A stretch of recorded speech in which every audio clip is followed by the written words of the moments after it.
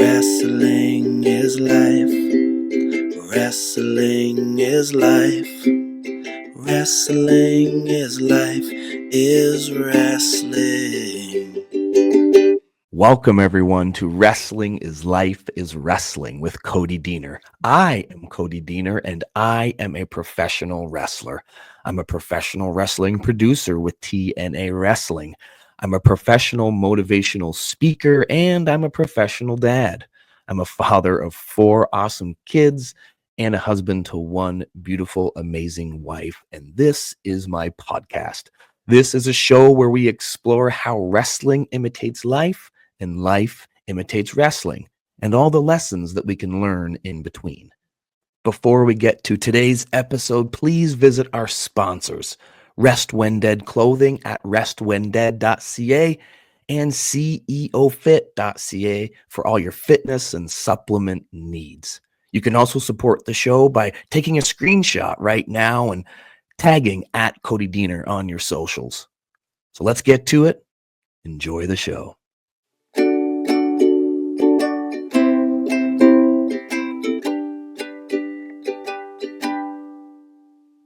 Make them feel something.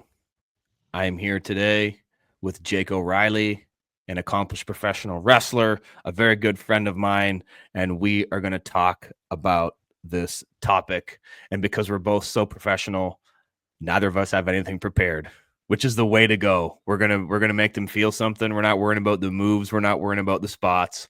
We're just gonna see if we can make them feel something. Is that cool? Yeah. That's cool. I mean, it's good because I'm terrible at moves and spots anyway. So I gave you like a list of themes and ideas for us to chat about, and you immediately said, I like that one. Why did you say you like this idea of make them feel something? What's draws you to just that idea in general?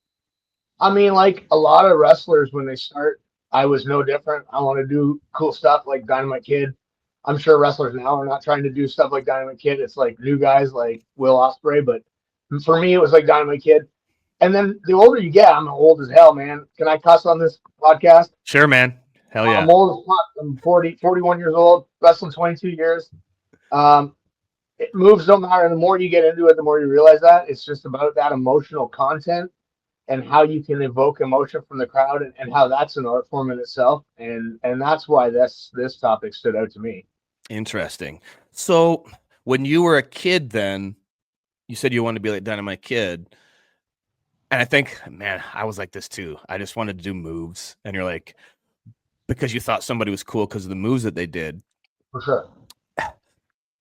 What's interesting for me is my switch happened was like, I wanted to be like, I was really into ECW, right? Once I started to train, that was hot. So it's like, oh, I want to be like Lance Storm. I want to be like RVD. I want to be like Jerry Lynn. And you're like watching all this cool stuff that's kind of blowing your mind at that time frame for me. But then I didn't really start to click for me in my career until I went back to my roots and decided, no, I think I'm just going to be more like Hulk Hogan. Because when I was a kid, the guy who made the most money, maybe that's a good idea. But he was the master in making people feel something, and I'm not saying that because of I learned that. I'm saying that because I remember that, because he's the one that made me feel something as a kid. Yeah. So then I was like, I got to tap into that somehow. And I don't know when or why that happened for me, but was there a moment for you that was like, or maybe even a guy that made you like, I want to be more like that guy or something, There was, and it wasn't Hulk, although he's such a great example. I mean, when we were kids, he was evoking that emotion from us and making our parents buy tickets and all the T-shirts and the hats and the posters. We didn't even realize it. Mm-hmm. Right? That's how good he was at it. For me, it wasn't a particular guy. I was in Japan, which was my goal from day one. Get to Japan. 10 years in, I thought I was super good at wrestling, which I wasn't, but that's another story. But I get to the dojo, I'm training with Kaz Hayashi, and he goes, what's your comeback? And I go, what do you mean, what's my comeback? He goes, what's your comeback? And well, it kind of depends on the guy. No, you need a comeback. I mean, because the junior heavyweight wrestling's different there. You're not evoking the emotion in the same way. long story short, end of the second tour, I'm not doing well. I am not where I should be, in my opinion. And I said, fuck it. I'm going to wrestle like Terry Funk. Oh, maybe it was a guy. I'm going to wrestle like Terry Funk here. I don't give a shit. I'm going to draw the emotion from this crowd one way or another. And it's not going to be through a cool comeback. It's going to be through violence and selling and making them believe what I'm doing. And then it clicked. And then there was an earthquake and a tsunami and the nuclear power plant exploded. That's another story for another podcast. But when I got back to North America, from that point on, it was like, okay, I need to do this differently. I need to get those emotions from the crowd because I'm not going to be Will Ospreay. It's impossible for me. I'm a shitty third-rate hockey player from Canada, right? I'm not an amazing gymnast who can do 10 backflips. So I better find something that works. Nice. So this was that experience in Japan before or after our feud that resulted in a cage match and our crazy madness? It was after. It was after. Okay. And yeah, you want to get into that, or do you want me to? Why don't you? Because I will start by saying this to the audience. I've actually referred to Jake O'Reilly, our guest today, multiple times in the past in the podcast when I'm talking about this very subject. And when I talk about eliciting emotion from the audience and realism and not worrying about the moves, but then also how to draw money. Like I use our feud constantly in examples, both on the show and then in my life. So that's what anytime I actually think about this, make them feel something. One of my first examples that I draw from my own personal experience is working with you. Sure. And that's feud specifically, but then also other times. But yeah, I'd love to hear kind of where your head goes from that. Well, I'm glad you brought that up because I wanted to get into that too. Yeah. I wish I could say it was done consciously by me. I guess you and I have really great chemistry and we're able to elicit that response from the crowd. There's no question about that. But I wasn't going into it going, oh man, I'm going to make this work. It just kind of started to fall into place. Yeah. And for those of you who don't know, you can find all these old matches online. We went from a struggling indie in Tillsonburg, Ontario, with maybe 50 fans would show up to the show, to having a cage match where there were 600 or 700 there to see it in a matter of nine months to a year, I think. Yep. And that to me was a great lesson on, wow, this is wrestling. This is what wrestling is supposed to be, right? You hear it all the time with the young guys especially, but even older guys too. What's wrestling? What makes a good wrestler? And the older I get, the more I realize that a good wrestler is the person who sells the most tickets, sells the most merchandise. And how do you do that? Well, you don't do that with a backflip off a steel cage. You do that with emotional content, drawing the emotion from making the crowd want to buy the ticket to see you because they're feeling something. And that's so hard to do. And man, when we were doing that back then, I guess we're just good at this. I didn't know I was doing it. Now I actively try and do it, but back then it was a whole different thing. Yeah, isn't that cool? Like we were definitely learning that together because it was not like a master manipulation where it was like, this is what we're going to do. And here's going to be the beats of this. And it was organic. Sometimes I hate that word, but it was, and what I mean by that, it was just like naturally kind of coming out of us. Well, it was. And we learned so much from, well, let's try this. That worked. Let's do this. Well, and when I say this, I don't mean like a neat power bomb. I mean, let's do this. Let's get this to get the crowd more into this. And again, for the people who don't know, I'm sure you talked about it on this podcast before, but there were multiple times during matches where the police were called because people were so into the matches, they thought I needed to be arrested or you need to be arrested due to the severe violence and the whatever was going on.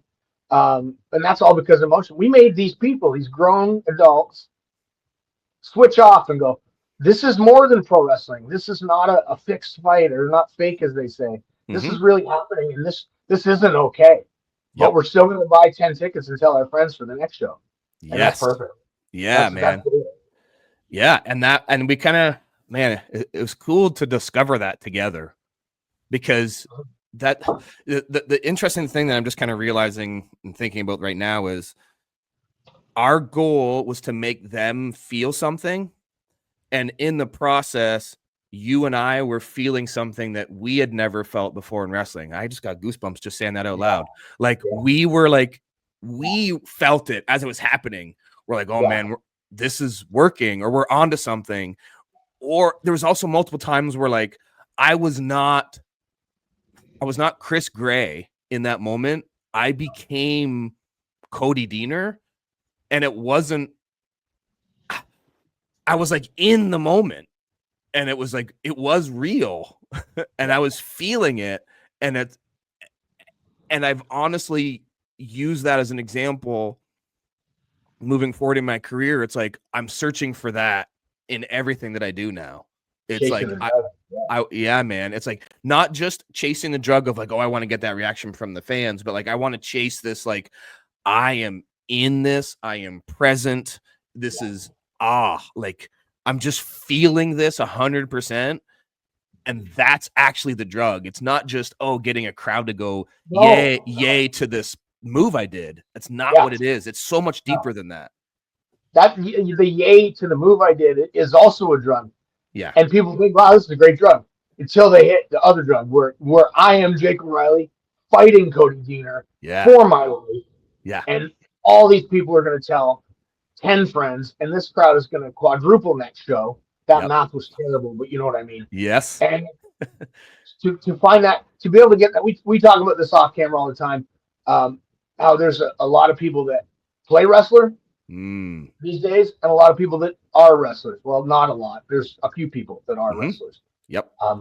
We are wrestlers, and because of that experience, doing that feud with you, and learning from that, I'd be able to become a wrestler. I'm not just acting like a wrestler. I am a wrestler, for better or worse. Sometimes it's backfired on me where, I get into it and people have jumped the guardrail and had fist fights with me. And that's, we laugh at that in this business as a good thing. In society, that's completely ridiculous. But for us, it's like, wow, I made that grown man want to kill me. Yeah. Amazing. So you just said something kind of in passing, but I think this is important. It's like, you learn to not play Jake O'Reilly. You are Jake O'Reilly. Yes. Like, you learn how to do that. And that is something that I think most guys never achieve. And I've been able to achieve that with you and then with others, like through that learning process. How can this be helpful in real life? Real life, how do we take this lesson of like making the audience feel something but then also feeling it yourself? How can this be helpful in the real world? Because you just said, let's not, we say that that's a good thing when people attack us, and it's not that's not very helpful in the real world. But there are ways that we can take this and apply it to our real life in various ways. Sure. I mean, for sure there is. Wrestling is life. Life is wrestling. Yep. It's how do you say this? You can spot a phony person. Yep. Right. And to me, in relationships with, my life partner, yes, I said to her when I met her, I'm going to be completely honest and genuine with you. This is who I am, for better or worse. I've learned a lot over the years, and lying and pretending you're something you're not never works. And this is the only way this is going to work. And I tell you, I've never had a better relationship in my life. Last 9 years have been the happiest in my life. In business, it's the same way. I was always a straight up guy. I was always myself. I wasn't playing Jake, the tile setter, which is what I did for years and years when I owned a business. Right. I was Jake, the tile setter. And I was the contractor that showed up when I said I would. And I would, if you're a phony person, they get to the top all the time. Man, look at the government. We can get into that all the time. They're all phony people, but right. But if you want to be happy and be someone that I want to be around, I want a genuine guy, which is why you and I get along in real life and in the ring. You're a straight up guy and come to you and you're going to give me the truth. And that applies to wrestling. That applies to real life. The truth is the emotion. The truth is me being Jake O'Reilly in the ring, not playing Jake O'Reilly. That is the truth. That is how you draw the emotion from the crowd and in your personal life. Hell yeah. So like, this is what a good lesson. So the more authentic you are, the more people will feel you and you'll get over in wrestling. But then that's Sure. also how you can do that in life as well. Yeah. And then you can make money. So if it's business, like you said, like, hey, you, as a businessman, just make them feel something. And that's the same whether you're selling tiles or you're selling a pile driver. Like if you can emotionally connect to your customer, that's going to be better for you. The best salespeople in the world don't necessarily know everything about the product. They're people you want to talk to and hang out with. And you want to go, hey, I can call Jake and shoot the shit about, I don't know, the Maple Leafs. Doesn't matter, but by the end of the conversation, they're also going to want to buy a skilled tile. Or they're also going to buy a ticket to the wrestling show. And I'm not saying this like I'm one of the, I've known this from day one. This is all trial and error. This is all a lot of me fucking up. You knew me since I was 19 years old. You know how much I fucked up. Yeah, right? man.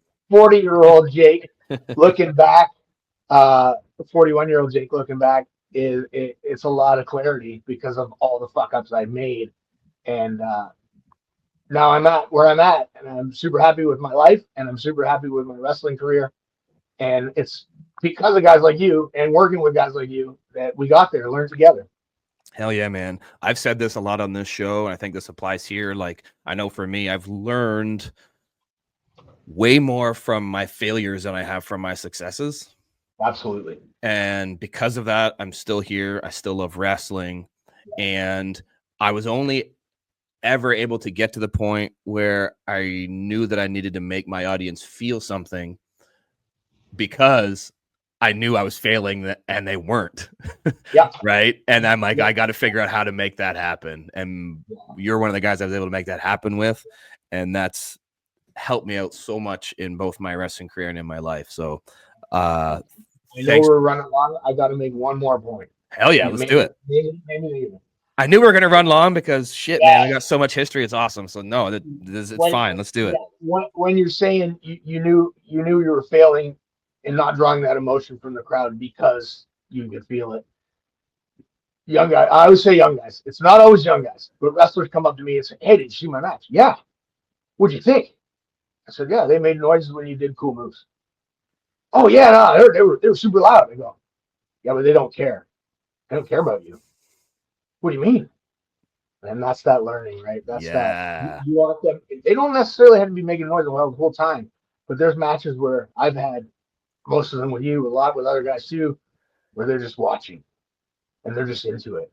Mm-hmm. And when you win or you lose or whatever happens, and you're getting a grown man with tears in his eyes in the front row, that's what you want. Nice. You don't want that. Oh, cool moonsault. I'm going to cheer for 30 seconds. No, you want that sustained energy and emotion. Mm-hmm. Hell yeah. And I don't know what the life lesson is in that. I'm sure there is one. I don't even care to even jump into it. I just know that, like, be a straight shooter. That's all. Yeah, dude. Be a straight shooter. And then also, I guess this applies to life too. Make them remember you, not the thing that you're doing.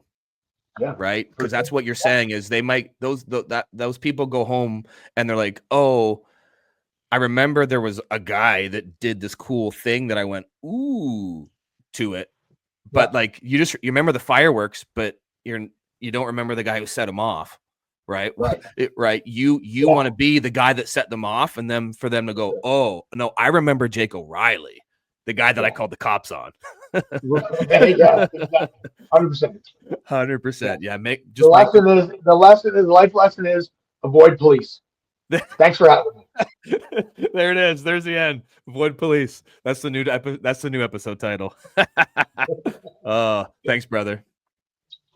Anytime.